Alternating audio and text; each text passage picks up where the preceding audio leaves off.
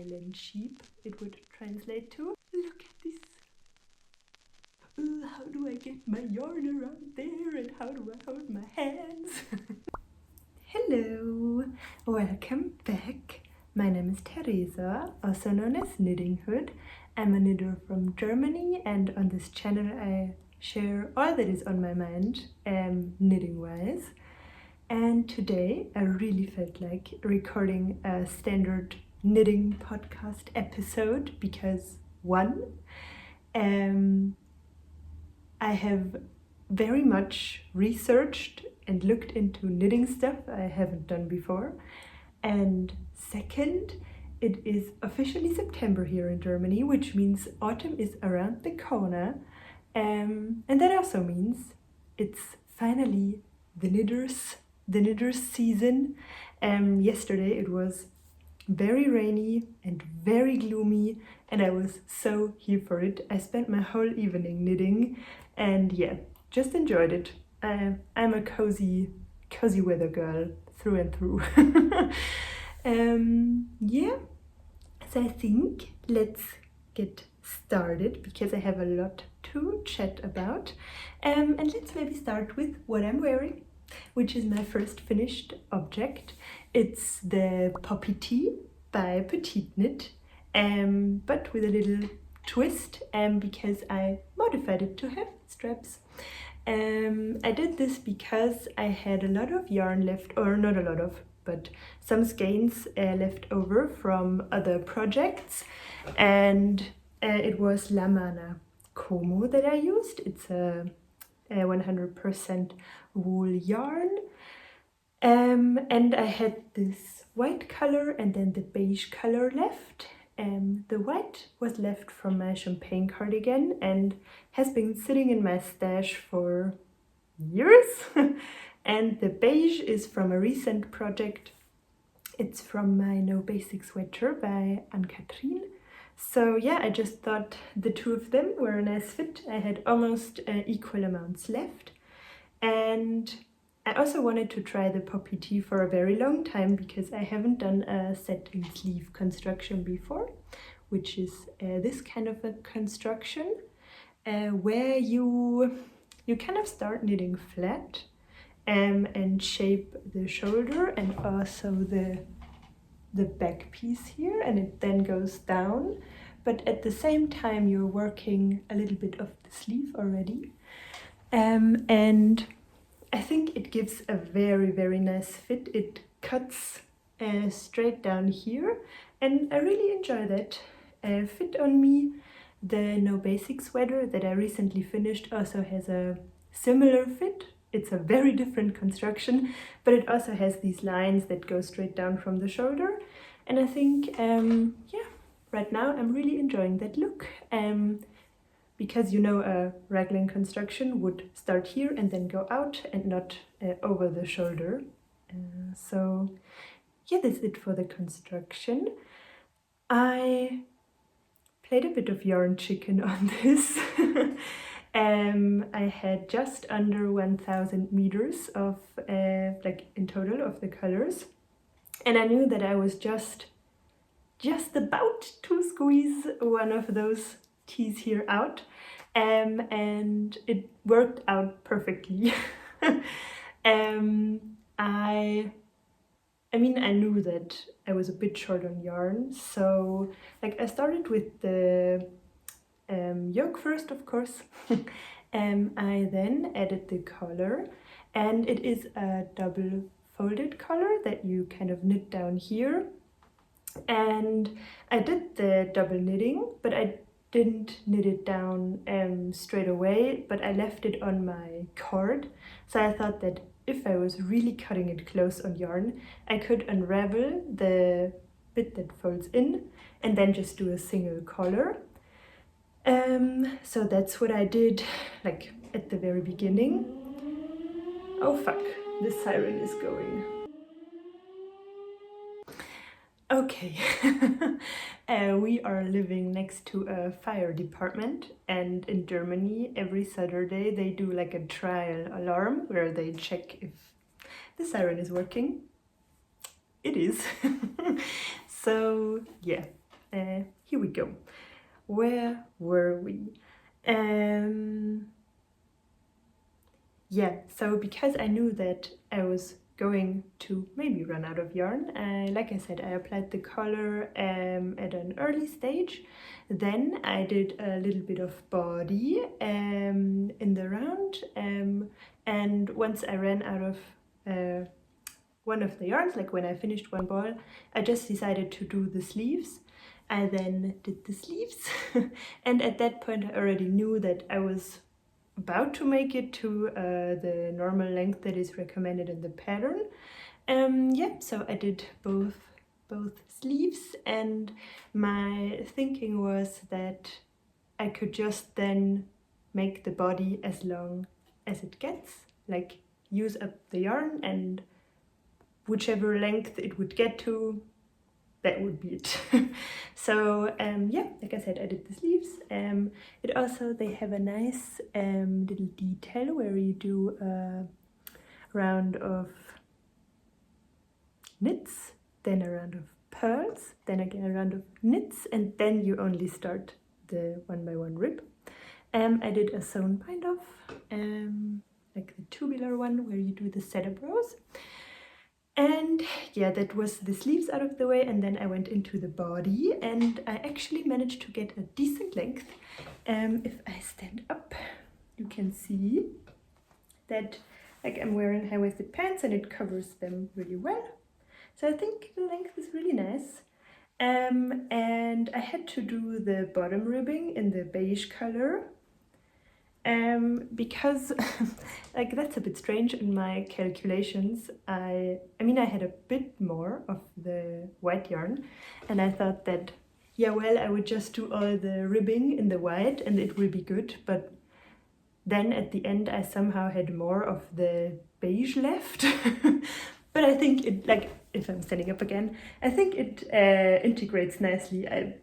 I don't mind it. I mean, it's far enough away from the other ribbings that I think it doesn't matter. And I also was just like, I want to use up some yarn here. It doesn't have to be the perfect project. So yeah, I finished that. And like I said, I used just under 1000 meters of a DK weight yarn. So if you have that in stash, I think the poppy tea is a nice one to knit. Yeah, and I've talked about this yarn a lot on this channel already because I have to emphasize it is my favorite yarn ever. The La Mana Como is treated in a way that it kind of weighs half, like one ball weighs half of what a normal ball of DK weight yarn would weigh. So for, like, if you have a, I don't know, Sandnes Garn Double Sunday, like a standard DK weight yarn, if that weighs 50 grams, the La Mana Como has the same meterage and thickness, but it weighs 25 grams. So it weighs half, but the garment, so that technically means, God, this is really hard to explain. That technically means that a garment made out of the Como weighs half of what it would weigh if you were to use normal DK weight. If that makes sense. So this thing, it weighs nothing. It is like I have nothing on, and therefore it also sits very nicely because the yarn doesn't drag it down, and oh, I just love it. It's soft and love. So yeah, and I also think it's a very nice alternative because for the Cardiff Cashmere, which is the recommended yarn for this one, I think it's a similar thing. Like the Cardiff Cashmere is a DK weight, but it weighs less. And I think that's very similar between those two. And I mean, this is cheaper than cashmere, but it is very soft. So could be a good alternative to look into. And they also have a very nice color range if you're into the more pastel-y, very clean, I would say, colors. They don't have any neons or something, like really bright stuff. But yeah, I really enjoyed it. What else is there to say? Like for the stripes, I went into it a bit more in the in my last podcast episode that you can check out. But I did 4 rows of white and 4 rows of beige, and that worked out really nicely for the pattern. There was only one point at where you had to think a bit, because here at the shoulders you kind of work this panel back here first, and then you pick up for the shoulders. And I mean, the fabric meets down here, right? So you have to pick up with the, like with one color, so that once you've knit all of this, you can then join with the correct color down here to keep the pattern going. But that was also really easy, and I explained it in the last podcast episode that you kind of just have to count the rows that you will knit here and then divide it by your stripe repeat, and then think, okay, with which color do I need to start that I can end with, for example, the white. It's a really simple thing to work out. Yeah, so four round stripes works well for the poppy tee. I can assure, at least for my size, which was the size S, so the second size. Yeah, and I used a 4mm needle, so I had to go up like half, or a needle size, I guess. Normally you would use 3.5. I had to use 4, but that's common for me because I am a very tight knitter, and for petite knit I normally always have to go up a needle size, but that's fine. One thing that I might do, and I'm not sure if you can tell the collar, like it's double folded, but it sticks up a little bit here. So I think I will just thread some elastic thread through. But I tried doing that yesterday, and I have a really old elastic thread that I got from my mom that she has also had like for, I don't know, 10 years. And now it starts to break really easily, so I just have to get a new one, I guess. Yeah, that's it for the poppy tee. And that's also my only finished object. I have a semi-finished object. I have a modified finished object, if you will. And that is the Semper Sweater by the Knit Pearl Girl. And if you've watched my last video, you will know what I'm about to show. Because I dyed my already knit sweater a different color. I have the full video and process here on YouTube if you want to watch it. I will link it here somewhere, or down in the info box, or you can just check out my channel. It will be there. And yeah, I had this sweater for a few years now, and it was more of a warm toned brown, and I decided to change the color because I wasn't wearing it, and that was solely because of the color. I liked the fit, I liked the yarn, but not the color. So I thought I would just take the plunge and try dyeing it, because I wasn't wearing it, and so even if the dyeing process would go wrong, it would still be the same outcome, and in the best case I would wear it. And I'm glad to report that it worked well, and it is now a much more cooler chocolatey brown. Here it is. Like I said, I went into the whole process and also showed it a bit better in my last video, so feel free to check it out. But if you're not into the vlogging style videos, just a brief recap. So this is, like I said, the Semper Sweater by the Knit Pearl Girl, which I knit out of Knit Loop Baby Alpaca, I think it was. And one strand of Lana Grossa Cashmere Gazzato, which doesn't exist anymore, sadly, like none of the yarns do. The project is really old. But yeah, I used Ito's Cold Dye All in black, and I mean, it didn't turn black, but it took out the warm tones, and it definitely made it yeah, more darker. I will put a before and after here somewhere, because I have 2 videos and I think it would be cool to put the before and after here. So yeah, I think I will keep it short on this one because I have a whole video on it, but just so you know, I have like a modified finished object, I would say. On to my works in progress. I still have my June top on the needles. I am knitting it out of a 100% linen yarn. The June top by Petite Knit, I should say. And it's also my, I think, last summer knit that I will be working on. It's this top here.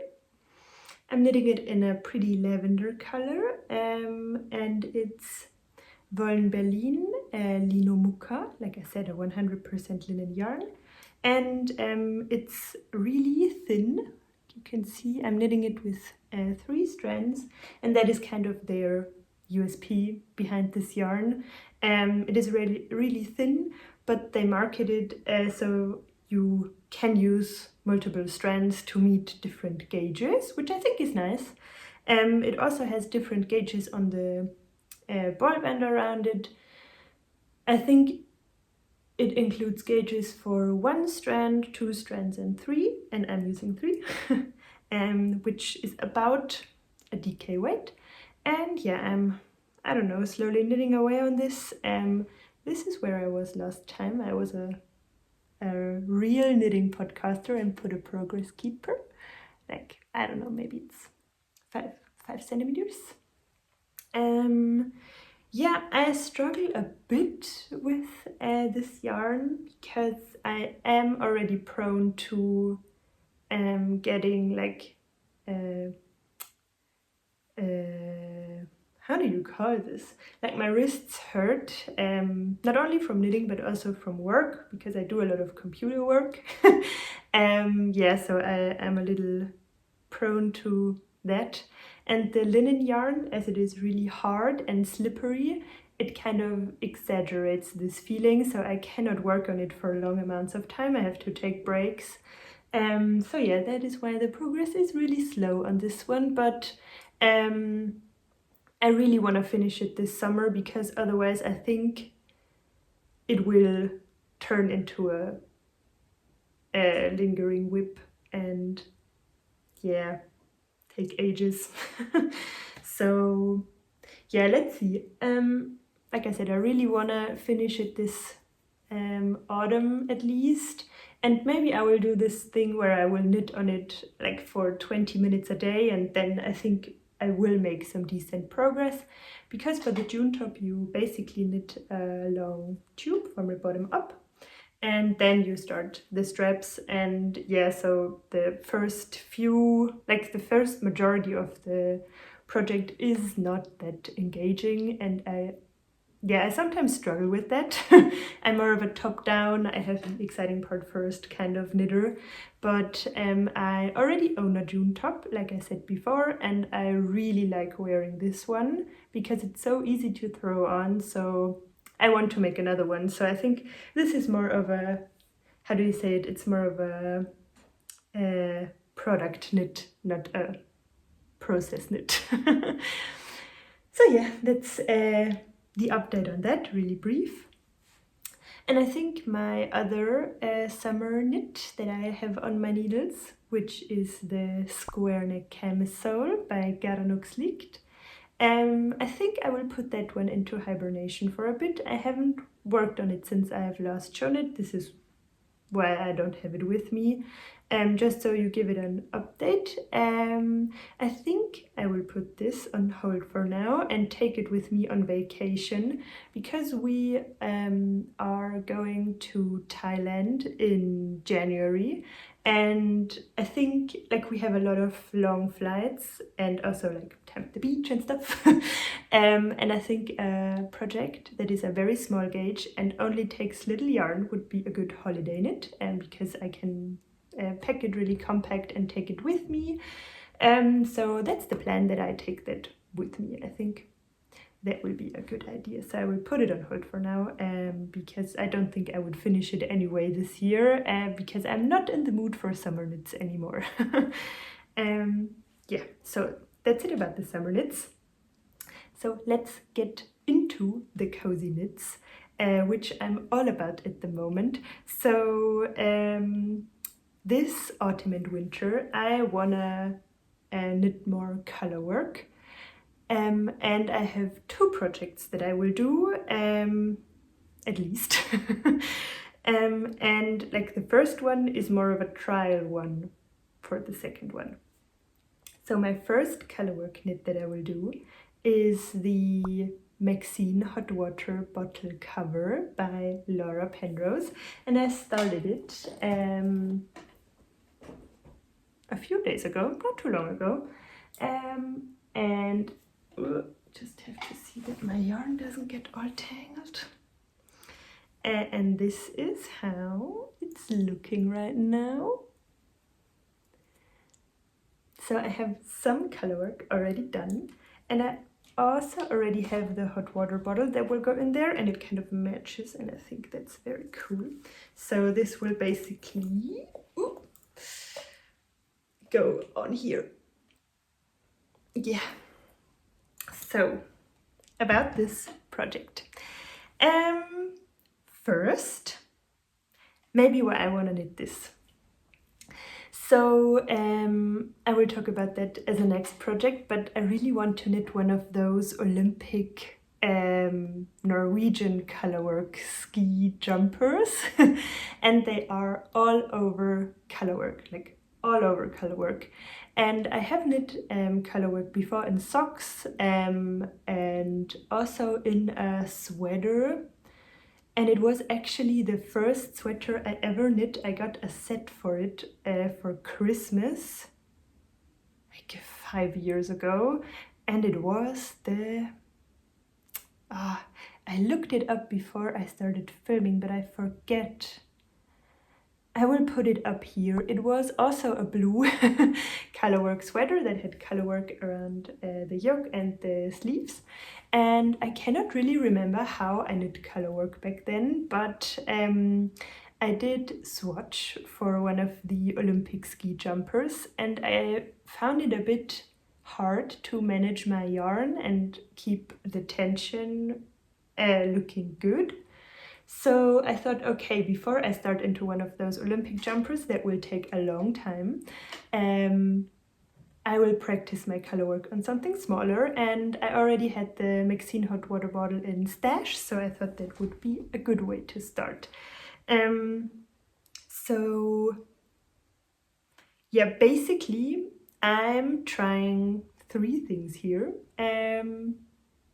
One, I'm trying out the dominant color thing that you do for color work, because in all of my previous projects I didn't know that that was a thing. Like, I just put my yarn anywhere and held it somehow and it always seemed to work out.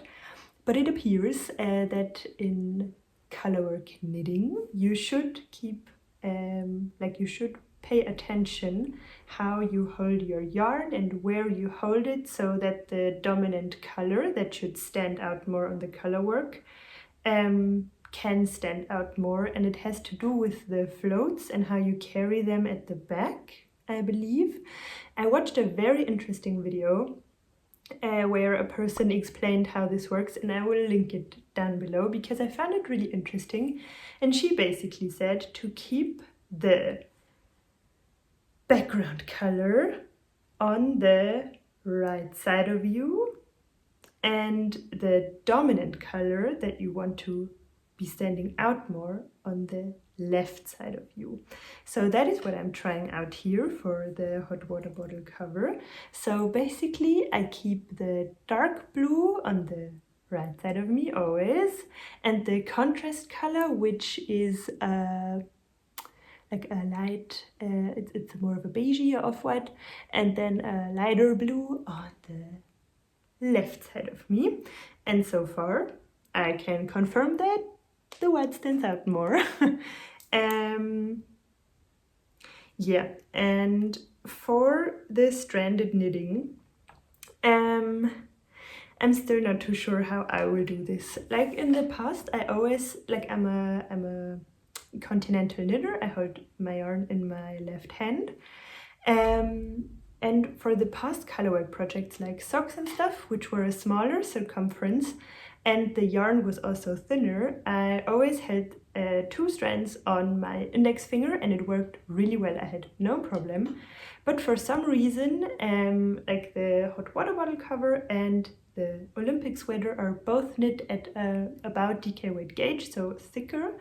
I struggle holding the 2 thicker yarns on my finger because they always slide around, and yeah, then also when you knit a stretch where you only need one color, the other one kind of gets loose and falls off of my finger, and that is really annoying for me. And yeah, so then that's the first thing I tried. And the second thing I tried, I also saw people doing like holding one color and in their left hand and doing like continental knitting, but then also holding the other strand in their other hand and doing like English style flicking knitting, which also makes yarn management a lot easier, I have to say, because they like the yarns don't get tangled. So that's what I'm trying here on the hot water bottle cover. But to be honest, like knitting English style makes me feel like a brand new knitter. Like, you should see me. I'm like, how do I get my yarn around there, and how do I hold my hands? It's I think it looks really funny, but I think for the Olympic jumpers that is the easier way to go. So yeah, I'm practicing that on here. So once I've knit the whole thing, I hope that I will somehow have established a routine for me and my English style knitting, because I don't really know how to hold the yarn yet, and yeah, how to manage it best. So that's what I'm trying out here. So I will report back. And I mean, if the conclusion is that like doing stranded color work with continental and English style knitting combined is not for me, that's also learning. So yeah, that's what I'm trying out. And for the yarn I use for my hot water bottle cover, it is a very special yarn to me, because this is 100% German yarn. And yeah, I think you would know that German yarn is not well known for being like the best knitting yarn, the softest knitting yarn. But there is a brand, and they are called Merle, and I found them at my local yarn store when I used to live in Würzburg as a student, and she stocked this yarn, and I was kind of intrigued, and I really love the mission they have. Like the yarn producer, they how do you say, they want to encourage German sheep breeds to be bred, and they are doing that by sourcing wool from sheep farms that are not, like, their main purpose is not the yarn, like wool fabrication, I would say, but their main purpose of the sheep farms is to graze in protected environments, like in national parks and stuff. They there use sheep to graze the landscape, and that is the main purpose of the sheep. But that kind of sheep farming is decreasing a lot, and they want to help provide this work that is it's really important for the national parks and stuff.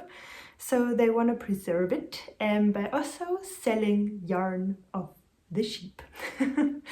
And it's really cool because they work with certain sheep farms only, and they are then printed onto the labels and stuff.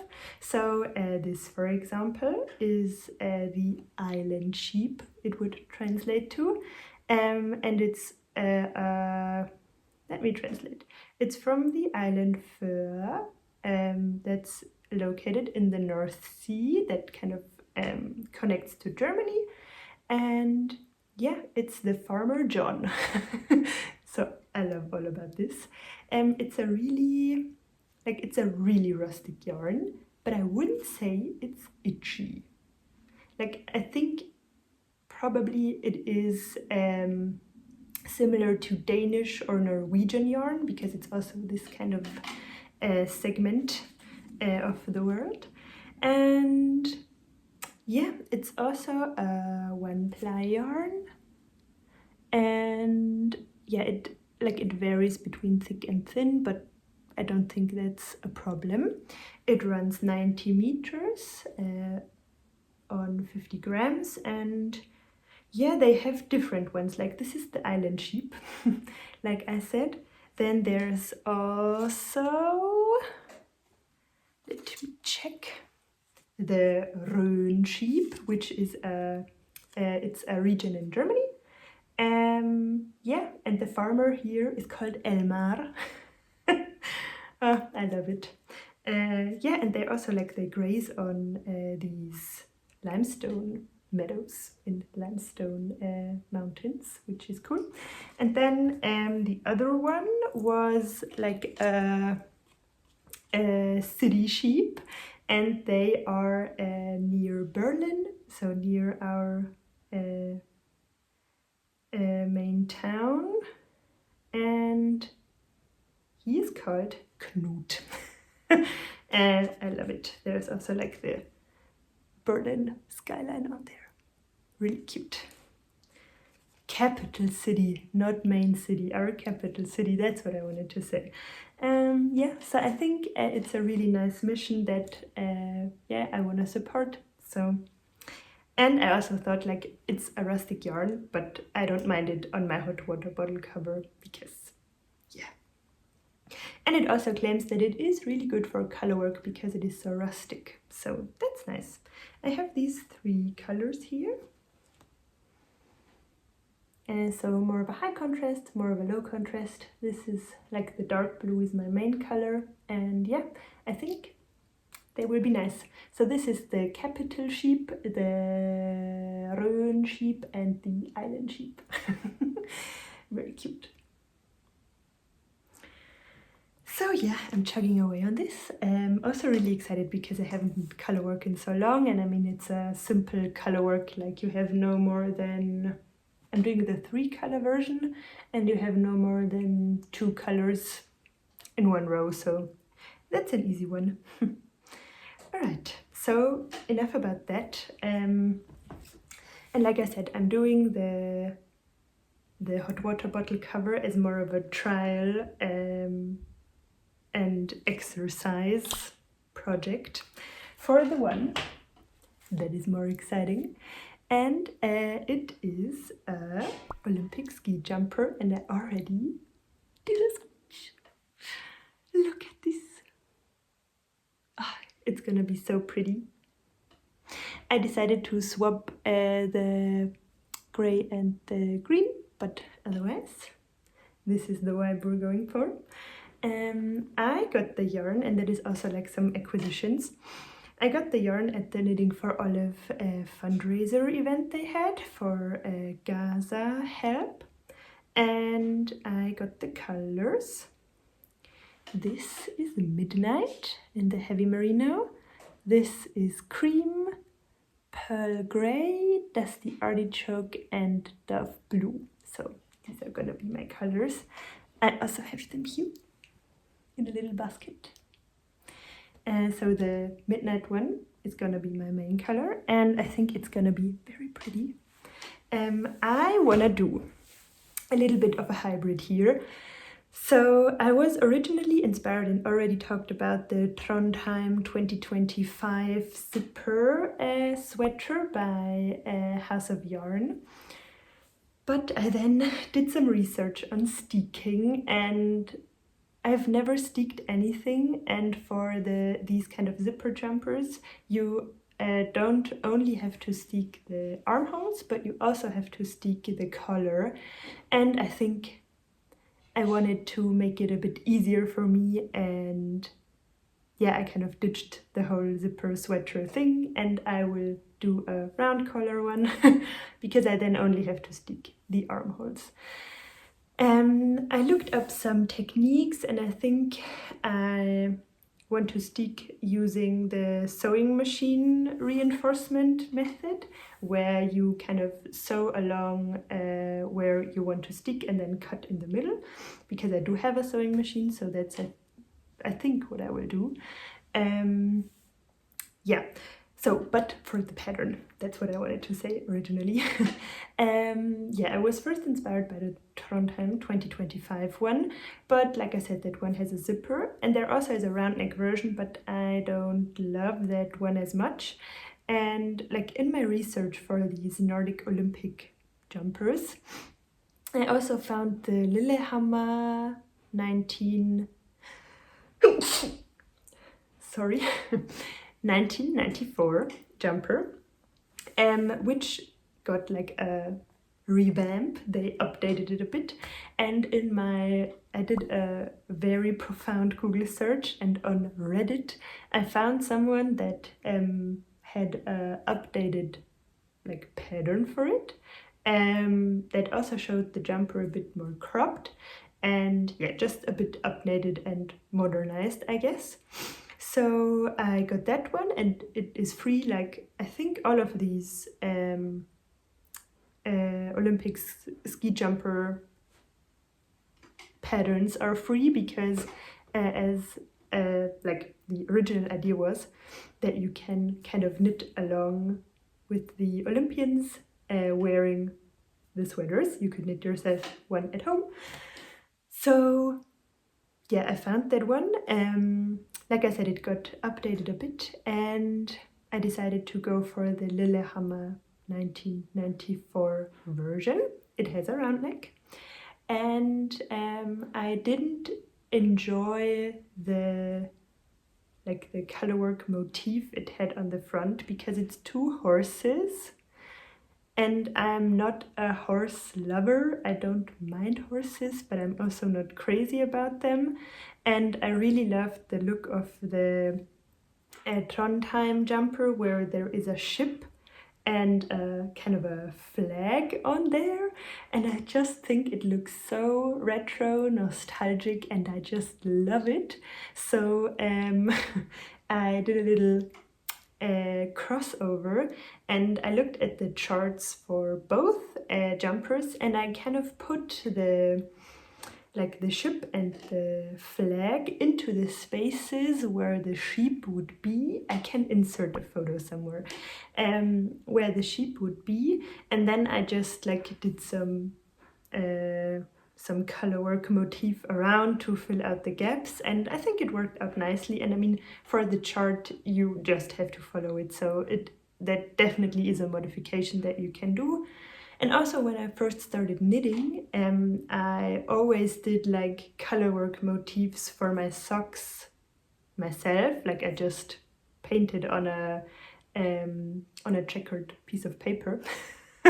So I have some knowledge in that, if you will. So yeah, so that's what I'm going to do. Doing a mix of both, and yeah, I think it's gonna be very cool. So I will finish the hot water bottle cover and then go into the Olympic jumper one. I think I will start with a provisional cast on, just so that I can later determine how long I want the ribbing to be for these bottom up colorwork jumpers. And then, I don't know, I saw a few people who for these kind of jumpers you knit the sleeve separately and then seam it on. But I saw a few people who kind of just picked up stitches along the armhole and then knit down. And I mean, also for the sleeves you just have to follow the chart. So yeah, I'm not too sure how I will do it, but I will keep you updated, of course. Yeah, so like I said, I'm really excited. I mean, look at this. Oh, I'm also looking forward to the challenge, to be honest. And I think it will be so nice, I hope. I also love that the Lillehammer one, it has a lot of color work also on the body of the sweater, not only on the yoke. So yeah, it's really gonna be an all over colorwork sweater, but I'm looking forward. Yeah, so that's it about my colorwork plans. And like I said, I got some yarn from the fundraiser by Knitting for Olive, and that is also my acquisitions part. And like I ordered with a friend together, so the shipping from Denmark would be more like environment friendly. And I also got something special because I have never before tried the Knitting for Olive pure silk, and I thought it would be a good opportunity to pick some up, and I researched some patterns. And I could do like various patterns with 150 grams, so 3 balls of the pure silk. Like, I mean, for example, the Cami number 9, the kind of racerback one where you have to sew down the edges. I saw that one on Candid Knits podcast, and it looked so good that I think I also want one. So that is the current plan, but I mean, it could change. I could do a various number of summer tanks. And I decided to go for a yellow. I hope it will suit me, but I thought it would be a good one for dark hair. This is the color Lemon Curd. Yeah, I got 3 balls, and I'm very excited to knit with this because I've heard a lot about it, but I haven't knit with it before, so that's cool. I'm very excited. But yeah, I think that one will go into my stash for next year, and then once like spring and summer comes around next year, I have something to start. So that's exciting. Alright, I think that brings me to the end of this episode. Like I said, I want to indulge in some autumny knitting time, knitting color work. Today I also want to make some progress on my hot water bottle cover, and I think when I'm like when I want a more mindless knit, I will continue on my June top and hopefully finish it this year. Like I have a history with lingering whips, and I kind of want to avoid that and finish stuff. So yeah, I think that's it. A lot to look forward to, I think, and I will keep you updated on my colorwork journey. And yeah, like I said, if you wanna know more this way around about my dyed Semper Sweater, feel free to watch my last video. And yeah, with that, have a great knitting time and see you soon. Bye.